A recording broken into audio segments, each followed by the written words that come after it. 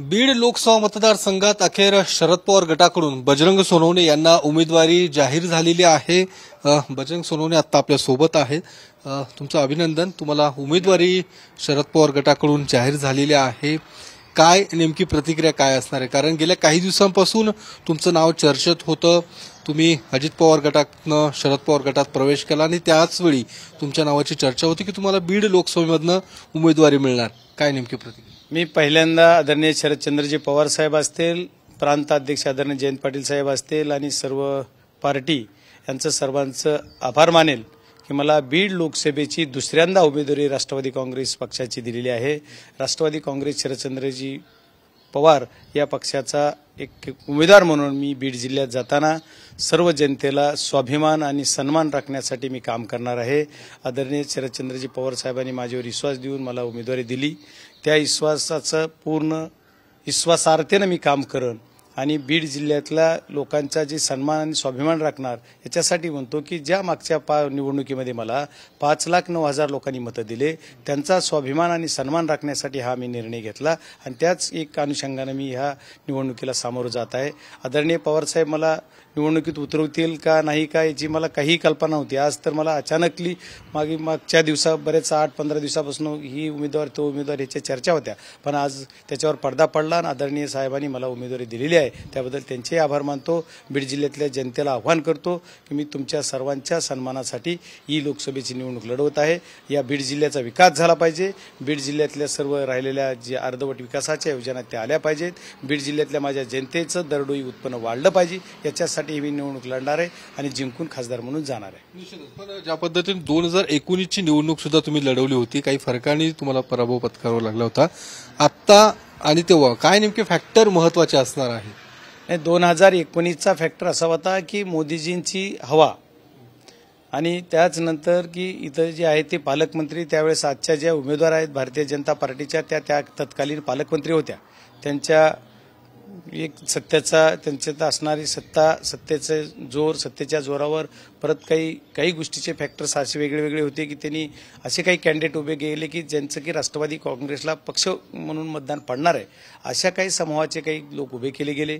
वंचितला परत एक जवळपास 96,000 मतं पडले, अशा दोन्हीची बेरीज केली तर जवळपास 2 लाखाकडे जाते, त्याच्यामुळे तो पराजय झालेला आहे त्यावेळेचा। आजची परिस्थिती वेगळी आहे। आजच्या परिस्थितीमध्ये आज जर विचार केला तर बीड जिल्ह्यातल्या जनतेने ही निवडणूक हातात घेतलेली। बीड जिल्ह्यातल्या जनतेला त्यांचा स्वाभिमान टिकवायचा आहे, स्वाभिमानाच्या नंतर त्यांचा सन्मान कोण करणार, आपलं प्रश्न कोण मांडणार, बीड जिल्ह्याच्या विकासाच्या योजना दिल्लीमध्ये कोण खिचून आणणार, बीड जिल्ह्याचा जो मागासलेपण आहे घालवण्यासाठी कोण खासदार पाहिजे, याच्यासाठी बीड जिल्ह्यातल्या जनता अति आतुरतेनं माझ्याकडे पाहत आहे आणि बीड जिल्ह्यातल्या जनतेला वाटतं की याच्या माध्यमातून आपल्या बीड जिल्ह्यातला विकास होईल, असं बीड जिल्ह्यातल्या जनतेची अपेक्षा नक्की आहे। आणि आदरणीय पवार साहेबांना वाटतं की मागच्या वेळेस त्याला आपण दिलं हे पराजित झाला, त्याच्यामुळे आदरणीय पवार साहेबांनी मला परत संधी दिली असेल असं वाटतं।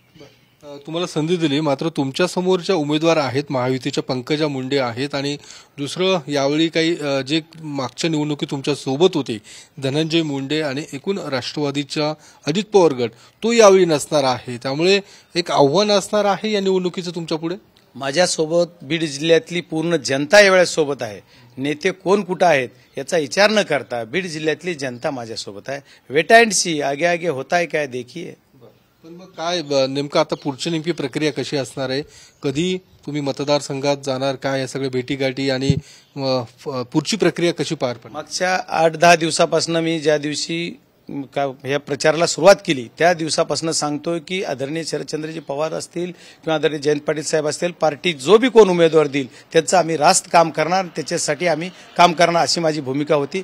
पण आज जर प्रत्यक्ष पाहिलं तर मी उमेदवार आलेला असल्यामुळं आता उमेदवार म्हणून मी जो जाणार आहे ते उद्या सकाळी एक 9-10च्या दरम्यान मी इथनं सकाळी 6ला, तशी माझी कामाची सुरुवात सकाळी 6-6:30 पासूनच होती दररोज, त्याच्यामुळे नित्य दर दिवशी जी माझी सुरुवात होती तशी मी सुरुवात करून उद्याही सकाळी 6 वाजता मी इथनं निघणार आहे आणि इथून निघून मला साधारणतः मतदारसंघात जायला 3 तास लागतील।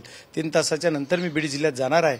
बीड जिल्ह्यातून जाऊन आष्टी तालुक्यातून आष्टी, पाटोदा, शिरूर करून मी परत माझा जी आमचं सर्वांचं श्रद्धास्थान जे आहे त्या नारायणगडाचं दर्शन घेणार आहे. नारायणगडाचं दर्शन घेऊन पक्षाने जी एक बैठक गेवराईला ठेवली ती गेवराईची बैठक करून माजलगाव मार्गे मी केजला जाणार आहे आणि माझ्या सर्व जी रुटीन काम जिथून पुढचं प्रचाराच्या रणनीती मी परवापासून करणार आहे.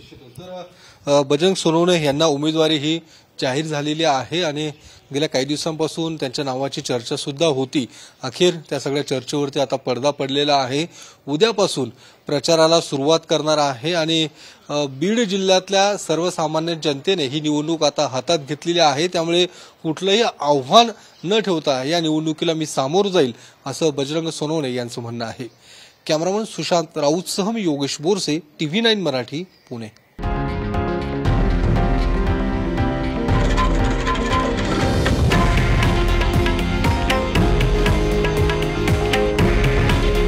हे आहे देशातील नंबर 1 न्यूज नेटवर्क आणि आपण पाहत आहात TV9 मराठी. काळजी तुमची, हित महाराष्ट्राचं.